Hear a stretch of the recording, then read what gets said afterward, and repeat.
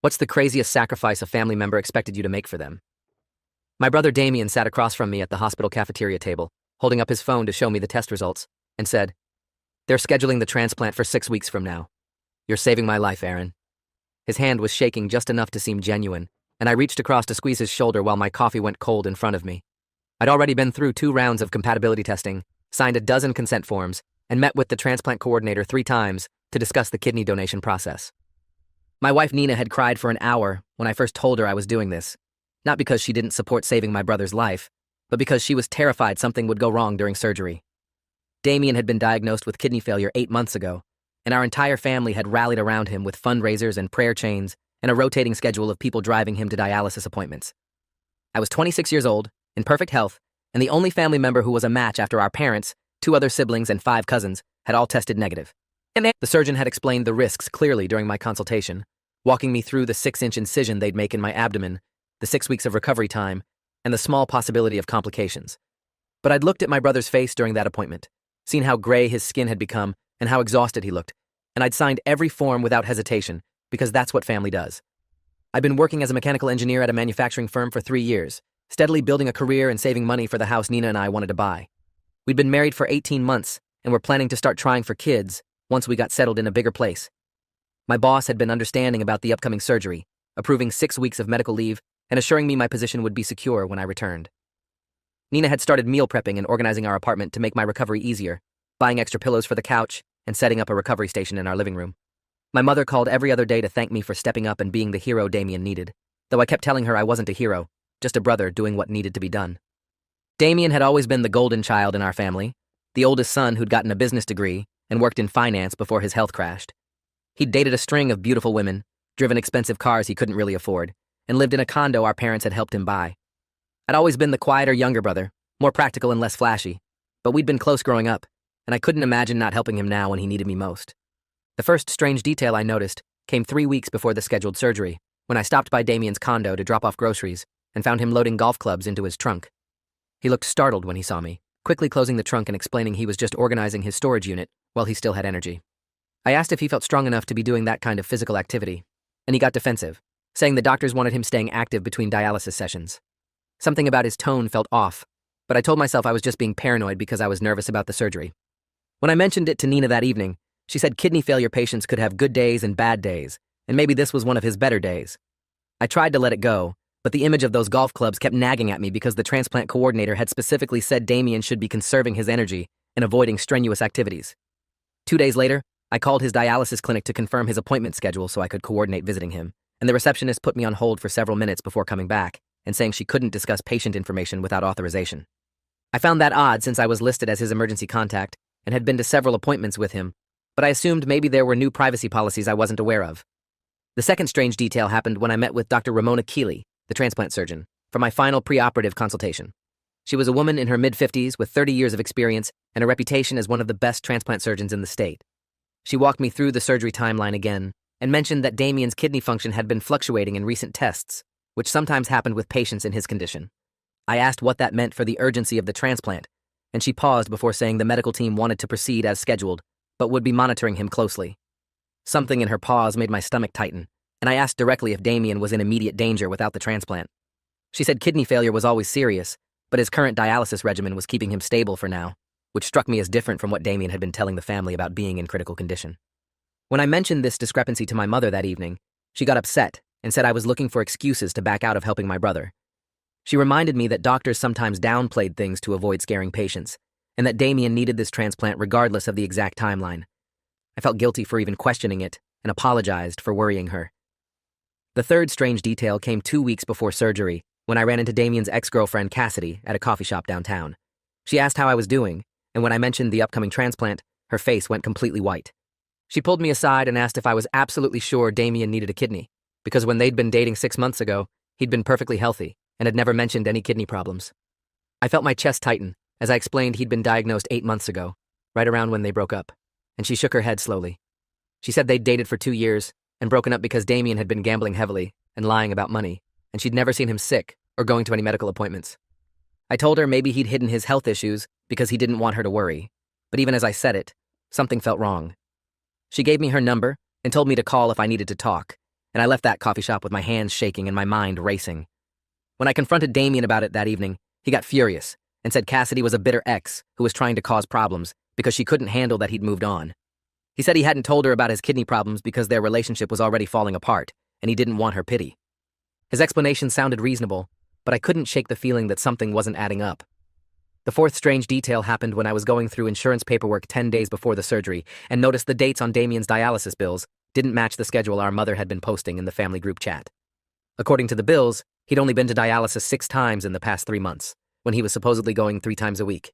I called the dialysis center directly and asked to speak with his care coordinator, and after some back and forth, a nurse named Patricia Volkov got on the phone and asked who I was. I explained I was his brother and scheduled kidney donor, and she went quiet for a long moment before saying she couldn't discuss his treatment without his authorization. I asked her directly if Damien was actually attending his dialysis appointments, and she said she really couldn't comment on that but suggested I speak with my brother about his treatment compliance. The way she said it made my stomach drop because it sounded like she was trying to tell me something without violating patient privacy. When I called Damien to ask about the missed appointments, he exploded at me, saying I was harassing his medical team and interfering with his treatment. He said he'd been feeling better lately, and his doctors had adjusted his schedule, which was why the bills looked different. My mother called me an hour later, crying and saying I was stressing Damien out when he was already dealing with so much, and I needed to stop interrogating him about his medical care.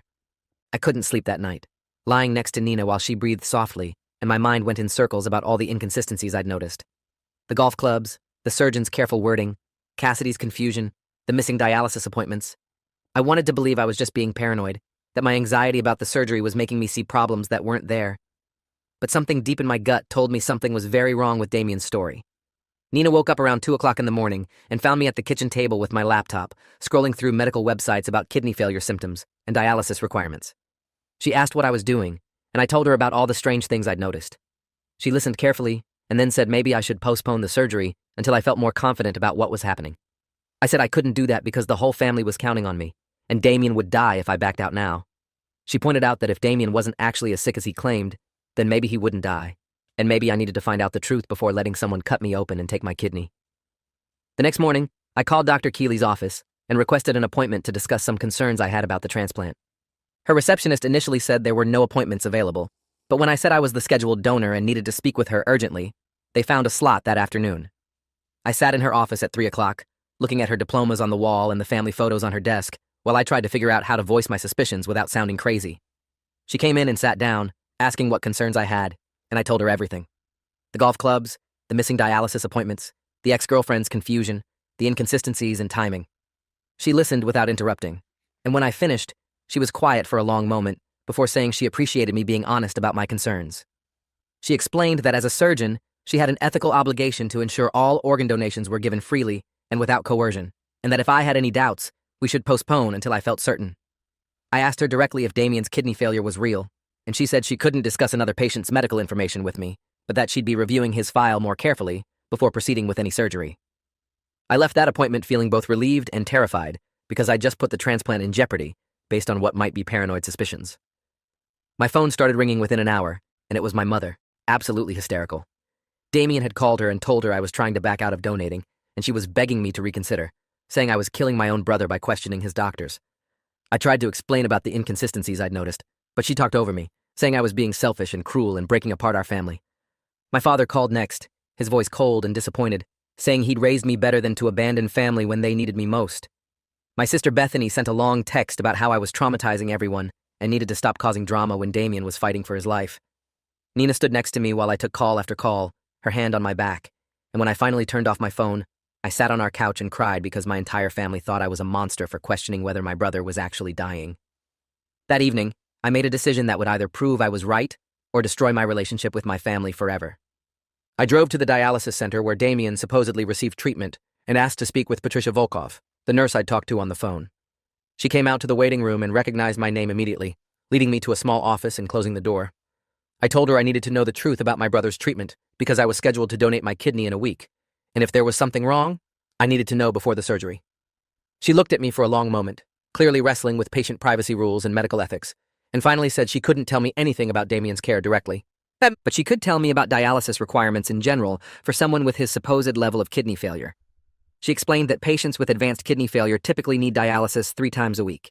Missing more than a few appointments would result in dangerous toxin buildup, and patients in that condition show clear physical symptoms like severe fatigue, edema, and changes in mental clarity. She said that someone who was healthy enough to load golf clubs into a car trunk and argue on the phone for extended periods probably wasn't in end-stage kidney failure. I asked if she was saying Damien wasn't really sick, and she said she was saying I should ask his doctors for his most recent lab results and verify his diagnosis before proceeding with an irreversible surgery. I drove straight to the hospital where Dr. Keeley worked and demanded to see the most recent test results for Damien's kidney function. The administrative staff initially refused, citing privacy laws, but I explained I was the scheduled donor and had a right to know what I was donating for.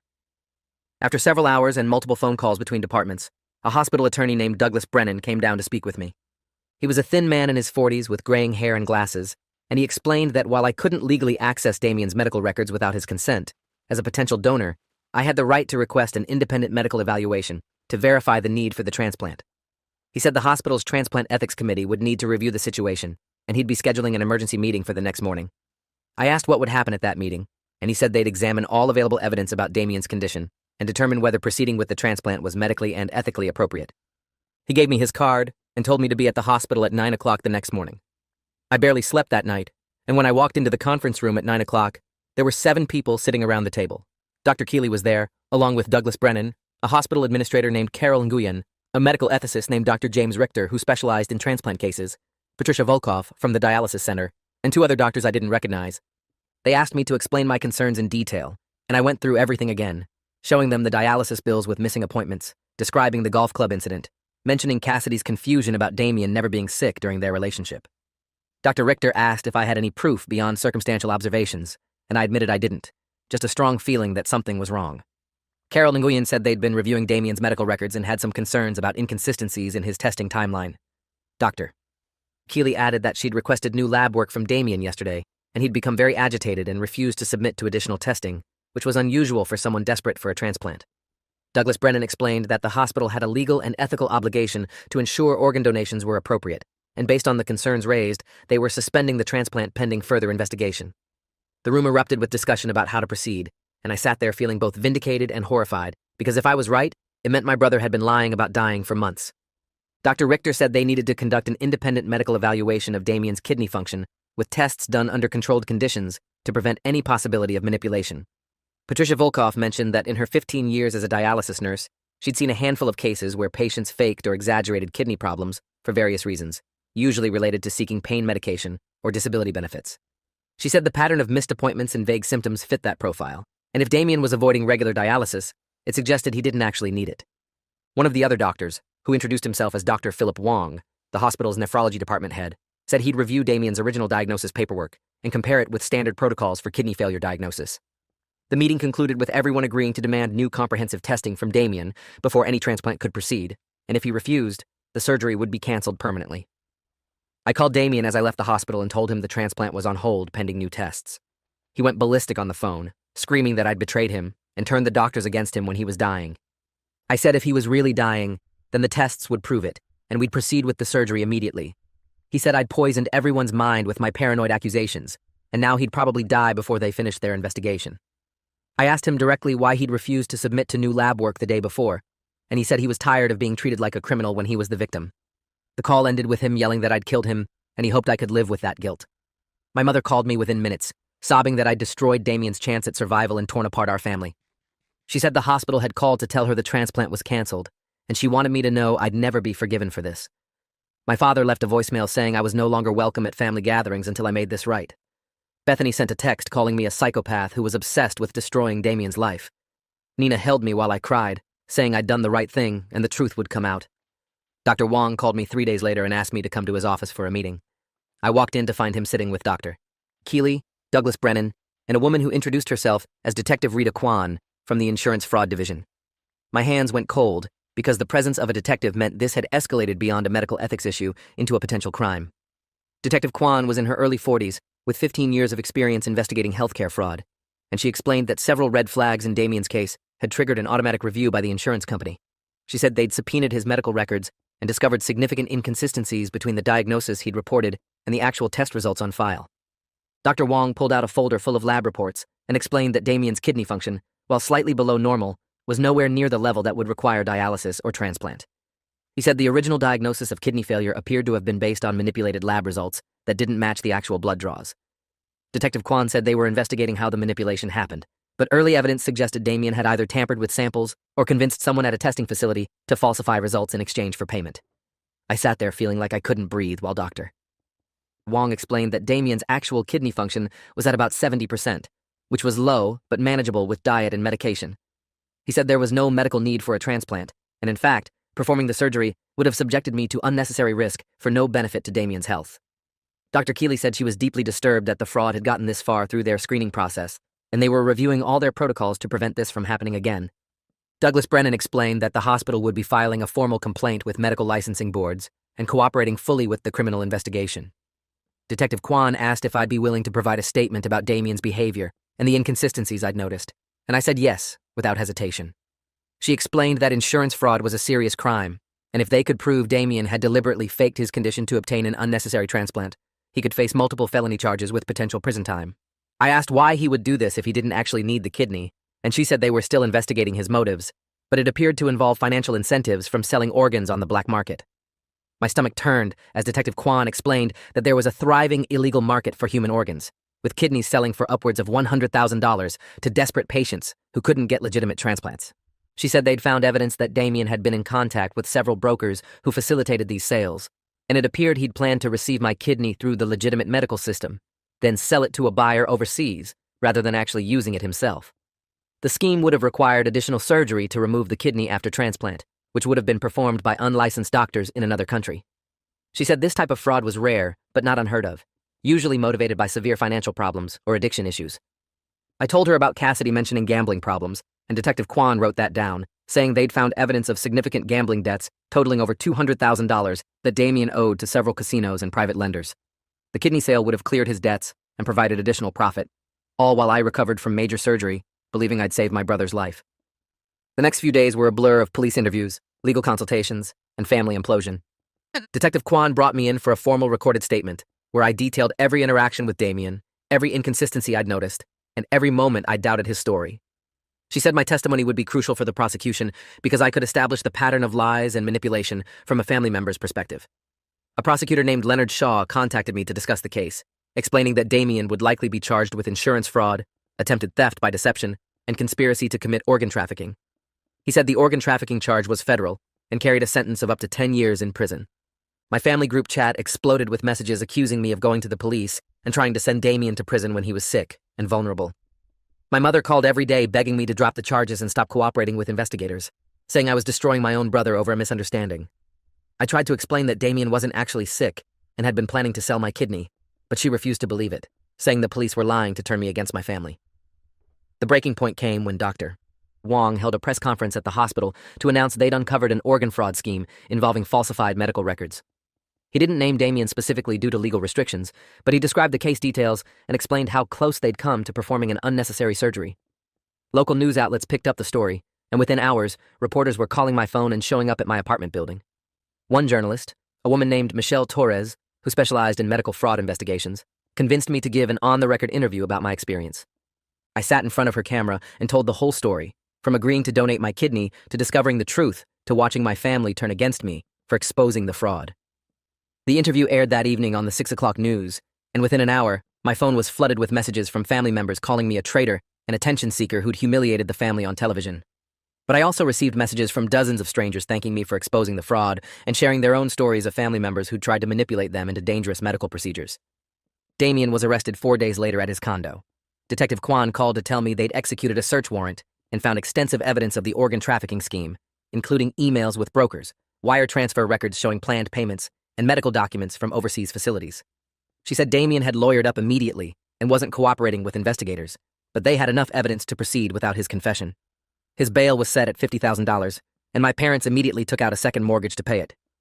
I received a letter from my mother the day after his release, formally disowning me and saying I was no longer part of the family. She said I'd chosen law enforcement over my own blood and would have to live with that decision. My father's letter was shorter but colder, simply stating that he had one less son as of that day. Bethany called to say she never wanted to see me again and hoped I was happy destroying everyone's lives. The only family member who reached out with support was my cousin Nathan, who'd tested negative as a donor early on, and he admitted he'd always thought something was off about Damien's story, but hadn't wanted to be the one to say it. The legal proceedings dragged on for months. Damien's attorney tried every possible defense, from claiming the lab results were legitimate but misinterpreted to suggesting I'd fabricated evidence because of sibling rivalry. Leonard Shaw, the prosecutor, systematically dismantled each argument with documentation, expert testimony, and the financial paper trail showing planned organ sale. Dr. Wong testified about the medical impossibility of Damien's claimed condition, matching his actual test results. Detective Kwan presented evidence of Damien's communications with black market organ brokers. Patricia Volkov testified about his pattern of missed dialysis appointments and lack of symptoms consistent with kidney failure. I testified for 3 hours about the timeline of events, the pressure from family to go through with the surgery, and the moment I'd realized something was wrong. Damien's attorney tried to portray me as a vindictive brother seeking attention, but Leonard Shaw entered into evidence the text messages and emails where Damien had explicitly thanked me for agreeing to donate and expressed urgency about the surgery timeline. The trial lasted 2 weeks, and throughout it, my parents and Bethany sat in the courtroom glaring at me while I sat on the prosecutor's side. Nina came with me every single day, holding my hand when I testified and refusing to let me face this alone. The jury deliberated for 6 hours before returning guilty verdicts on all charges. Damien was sentenced to 8 years in federal prison, with possibility of parole after 5 years. The judge called his actions a profound betrayal of family trust and medical ethics, saying he'd not only put me at risk, but undermined public confidence in the organ donation system. My mother screamed in the courtroom when the sentence was announced, and my father had to be escorted out by security when he tried to approach me in the hallway. Bethany posted a long rant on social media about how the justice system had ruined an innocent man's life, and our extended family split down the middle between those who believed Damien had been wrongly convicted and those who thought he deserved worse. In the months after the trial, I struggled with depression and guilt, despite knowing I'd done the right thing. Nina encouraged me to start seeing a therapist, a woman named Dr. Vivian Sato, who specialized in family trauma and betrayal. She helped me understand that my grief wasn't just about losing my brother, but about losing the family I'd believed I had, the parents who should have protected me from being manipulated into unnecessary surgery, and the siblings who should have supported me when I questioned the situation. She said family scapegoating was common in cases like mine, where one person's exposure of dysfunction threatened the family's collective denial. I attended sessions twice a week for 6 months, slowly learning to process what had happened and rebuild my sense of self-worth without my family's validation. Dr. Sato connected me with a support group for people who'd been cut off from families after exposing abuse or fraud, and hearing other people's stories made me feel less alone. The hospital implemented new protocols as a result of my case, requiring independent verification of all organ donor requests and mandatory ethics reviews when family members expressed concerns. Dr. Keeley published a paper in a medical ethics journal about my case, with my permission and anonymizing details, arguing for stronger safeguards against coerced or fraudulent organ donations. Detective Kwan told me they'd uncovered 3 other potential cases where Damien had attempted similar schemes with people outside the family, and my testimony had been crucial in pursuing those investigations. Michelle Torres, the journalist who'd interviewed me, won an award for her investigative series on organ trafficking that had grown out of covering my story. I received emails from medical students and ethics professors asking if I'd be willing to speak about my experience, and I started doing occasional guest lectures about the importance of questioning authority, even when it's family. Nina and I moved to a different city 8 months after the trial, needing distance from the constant reminders and judgment from people who'd seen the news coverage. We bought a small house with a yard, and I found a new engineering job that paid slightly better than my previous position. We started trying for kids, and when Nina got pregnant, we made a mutual decision not to tell any of my blood relatives.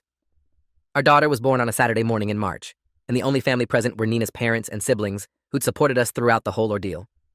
I held my daughter and thought about how I'd almost let Damien take my kidney, how I'd almost prioritized family pressure over my own instincts, and how different everything would be if I'd gone through with that surgery. The scar I didn't have became a reminder of the bullet I'd dodged and the price of questioning people who demand blind loyalty. I heard through Nathan that Damien was up for parole after serving 4 years. The parole board denied his request after reviewing his complete lack of remorse and continued insistence that he'd been wrongly convicted. My mother tried to contact me through Nathan, saying she wanted to reconcile now that enough time had passed. I read her message and deleted it without responding because reconciliation would require her acknowledging what Damien had tried to do to me, and Nathan said she still maintained his innocence. My father had health problems and was in and out of the hospital, and Bethany apparently thought I should set aside our differences to be there for him. I felt a flicker of guilt, then remembered sitting in that cafeteria while Damien showed me fake test results and manipulated me into agreeing to major surgery so he could sell my kidney and pay off gambling debts. Some betrayals don't get second chances. Dr. Sato told me in one of our last sessions that forgiveness wasn't about the other person deserving it, but about freeing myself from the weight of anger. I said I'd work on forgiving them for my own peace, but that didn't mean restoring relationships with people who'd pressured me to ignore my instincts and sacrifice my health for a lie. She said that was perfectly healthy boundary setting, and I didn't owe anyone access to my life just because we shared DNA. I left that session feeling lighter than I had in months. Nina and I took our daughter to the park that afternoon, and I pushed her on the baby swings while she giggled and reached for the sky. My phone buzzed with a message from an unknown number, and I almost ignored it, but something made me check. It was from Cassidy, Damien's ex-girlfriend, saying she'd followed the case in the news and wanted me to know she was proud of me for trusting my gut and preventing him from hurting anyone else. She said she'd spent years doubting herself about whether his gambling and lying had been as bad as she remembered, and my investigation had validated everything she'd tried to warn people about. I wrote back thanking her, and we ended up meeting for coffee the following week, where she shared more details about Damien's history of manipulation and financial schemes that she'd been too embarrassed to report at the time. 3 years after the trial, I received a letter from the Federal Bureau of Prisons. Damien had listed me as next of kin for medical emergencies, and they were notifying me that he'd been diagnosed with early-stage kidney disease, likely caused by years of drug use and poor health management in prison. The irony was almost too perfect to process. The brother who'd faked kidney failure to manipulate me into donating now actually had kidney problems and would eventually need the dialysis he'd pretended to need before. The letter asked if I'd be willing to be contacted for testing as a potential donor if his condition deteriorated to transplant need. I read that letter 3 times, feeling a complicated mix of schadenfreude, pity, and absolute certainty about my answer. I wrote back declining to be considered as a donor and requesting removal from his emergency contact list. Nina read my response before I sealed the envelope and asked if I was sure. I said I'd never been more sure of anything in my life. Some sacrifices aren't noble. They're just enabling people who've proven they'll hurt you given the chance. If you made it this far, you understand why I couldn't give my brother my kidney. Not because he didn't deserve help, but because helping him would have required believing his lies and ignoring every instinct that told me something was wrong. The craziest sacrifice my family expected me to make wasn't donating an organ to save a life. It was surrendering my body, my health, and my future to maintain their collective denial about who Damien really was. I chose to protect myself instead, and that choice cost me my parents, one of my siblings, and the family identity I'd built my life around.